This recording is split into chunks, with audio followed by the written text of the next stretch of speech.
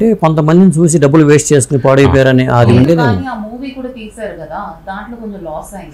అది ఏమంటే రామాపురంలో సీత అండి, నాన్నగారును సుజాత గారు. కానీ ఆ సినిమా ఫ్లాప్ అవడంతో కొంచెం అంటే వద్దొద్దు మనం జాగ్రత్తగా ఉండాలి అని చెప్పేసి అప్పటి నుంచి నా అత్తగారు అదే చెప్తాను. అప్పటి నుంచి ఇంకా జాగ్రత్త పడిపోయి ఇంకా ఎక్కువ ఖర్చు పెట్టడం కానీ అవన్నీ ఆపేసి ఇంకా చేర్చి పెట్టాలి అని చెప్పేసి ఆ మెంటాలిటీకి వచ్చేసారు. మీ అమ్మగారికి ఎన్టీఆర్ గారు అంటే చాలా అభిమానం అని విన్నాను నేను. పెద్ద ఆయన కొన్ని ఇంటర్వ్యూలు కూడా పెద్ద ఆయన అంటూ ఉండేవాళ్ళు. ఎన్టీఆర్ గారితో అనుబంధం గురించి చెప్తూ ఉంటారా? చెప్తారండి, ఎందుకంటే నేనే ఒకసారి చూశానండి.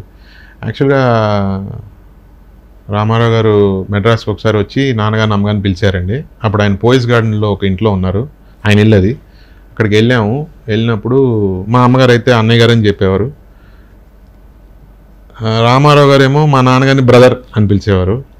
సో మమ్మీని నాన్నగారిని పిలిచి నేను వెళ్ళినప్పుడు ఇలాగా ఫిలిం నగర్లో అందరికీ ఇల్లు ఇస్తున్నారు, నీకు చెల్లెంకి ఇద్దరికి ఇల్లు ఇస్తారు తీసుకోండి అని చెప్తే మా నాన్నగారు వద్దన్నారండి. లేదు గురుగారు నేను అయితే రాను అన్నయ్య గారు, నేను మెడ్రాస్లోనే సెటిల్ అయిపోయాను, ఇంకా నేను ఇప్పుడు హైదరాబాద్ వచ్చేసి. అంత దూరం ఆయన ఇంట్రెస్ట్ తీసుకుని చెప్పాల్సిన పని లేదు కదండి. ఎందుకంటే మా అమ్మగారు చిన్నప్పటి నుంచి వాళ్ళ కంపెనీలో పనిచేశారు, యాక్ట్ చేశారు, ఒక అనుబంధం ఉండింది. అండ్ ఫాదర్ మీద ఒక చాలా మర్యాద ఉండేది, ఎందుకంటే ఆయన రాముడు వేస్తే ఈయన లక్ష్మణుడు వేసేవారు. సో అలాంటి అనుబంధం ఉంది కాబట్టి అది అలా కంటిన్యూ అయింది కాబట్టి ఆయన పిలిచి చెప్పారండి. మా అమ్మగారు చనిపోయేదాకా పెద్ద ఆయన అన్న మాట తప్ప ఎక్కడైనా ఏ ఇంటర్వ్యూ అయినా చూడండి, అది తప్ప ఇంకో మాట చెప్పేది కాదండి. ఫోటో కూడా పెట్టుకుని రోజు పువ్వులు పెట్టేవారు. అట్లాగా ఆయన ఫోటో కింద రోజు పువ్వులు పెట్టి, మా నాన్నగారు ఫోటో ఉంటుందండి, ఆయన ఫోటో పక్కన పెట్టి పువ్వులు పెట్టి దండం పెట్టుకునేదండి. ఎందుకు అంత అభిమానం ఎన్టీ రామారావు గారు అంటే? లైఫ్ కదండి, సీతారామ కళ్యాణం తన లైఫ్ కదండి.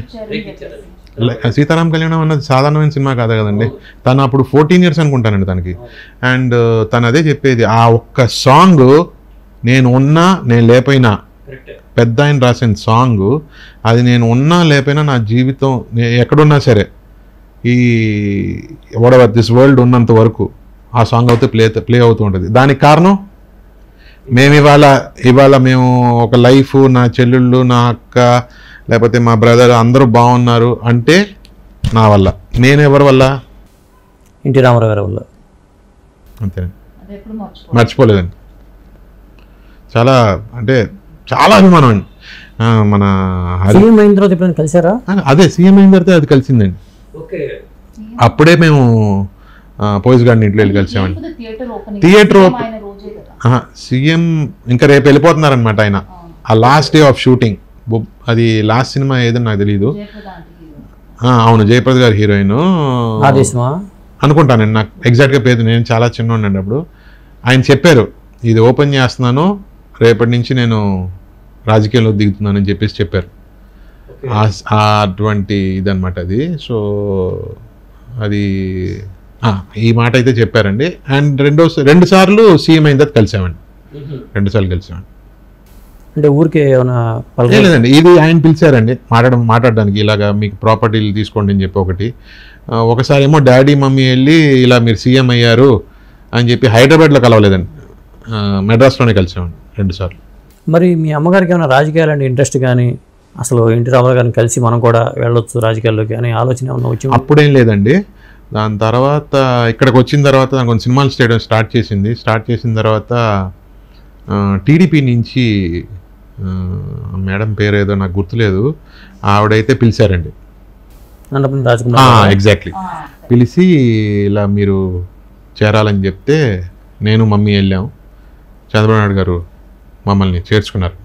ఓకే, మరి ఎందుకని యాక్టివ్గానే ఉండేదండి, వెళ్ళేది కలిసేది. అంటే తను కొంచెం చాలా బిజీ అయిపోయిందండి. ఇక్కడికి వచ్చిన తర్వాత సీరియల్స్ సినిమాలు చేయడం స్టార్ట్ చేసిన వెంటనే కొంచెం బిజీ అయిపోవడంతో ఎప్పుడైనా స్పెషల్ మీటింగ్స్, ఈ బోనాలు ఇలాంటివన్నీ ఉండేటప్పుడు పిలిచేవారండి.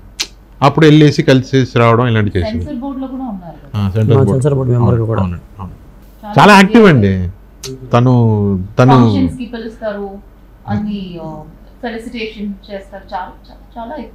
మేమైతే నువ్వు ఆగు అన్నా కూడా ఆగేది కదండి.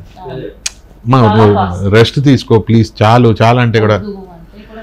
నేను నా ఊపిరి ఉన్నంత వరకు ఇలాగే ఉంటా, ఇలాగే సినిమాలు చేస్తా.